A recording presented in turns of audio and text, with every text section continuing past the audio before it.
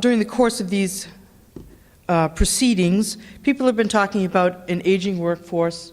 If you just were in the ABB workshop, they mentioned it too.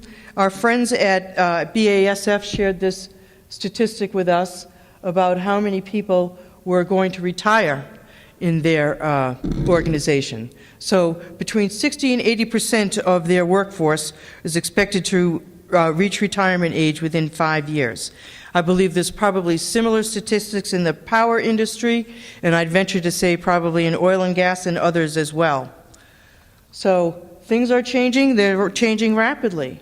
But one of the things that this is doing is increasing the workload of those technicians that are left. So we have an increasing sophisticated installed base of equipment coupled with manpower reductions, and the technicians are just forced to increase their workload almost to the point where it's unimaginable. And we're at the point where it is no longer possible to manage the plant by the assets of the workforce alone. We have to do something else. And then in addition, the workforce demands continues to increase. Things like risk reduction, EH&S, all of these things that go down the list. And the situation becomes more untenable, and the worker just becomes more and more frazzled. Now, meet the new guys, the new staff, the millennials. And I'm not here to pass judgment on them. I'm not here to say whether that's good or whether that's bad. And I'm sure that if we go around the room, we're going to find some good things and we're going to find some not so good things.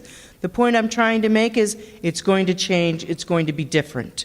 And we're going to take that guy from the first slide who was a specialist, and he's going to be replaced with this guy that we see here. And don't be afraid of him. But he's going to be a generalist. He's not going to be a specialist, at least out of the box. He might be eventually, but he's not going to be immediately. So what does that do? We need to send in the cavalry, guys.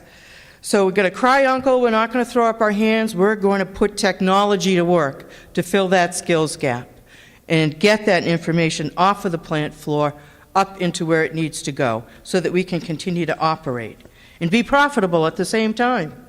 And produce quality product. Let's not forget that. So actually we're accelerating the use of technology and real-time information to improve performance. So we're transforming from the traditional approach to a more informational approach because the old model is just not sustainable. We have to be smarter. Our devices have to be smarter. We have to get more information and make better use of it.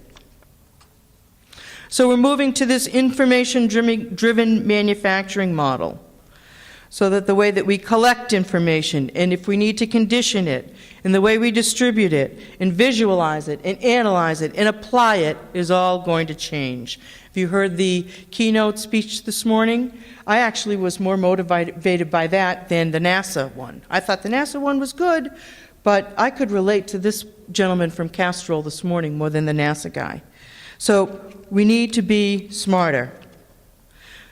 In order to do that, we need much more intelligent assets because information-driven manufacturing relies on information. And the source of that information in many cases is the plant floor.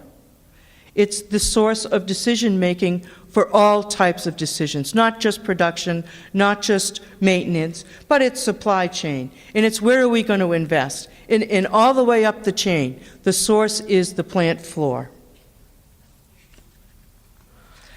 Now, when I say plant floor, I don't want you to be too literal about this. I don't want you to forget about your laboratory in this conversation either, because there's a lot of, obviously we think about the plant floor when it comes to R&D, but as far as quality process is concerned, its role in product development is important. So let's not forget about that and let's not be too literal.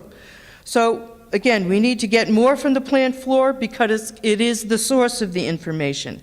We need a single version of the truth, and it's coming from our devices, our intelligent devices. So that's all I have to share.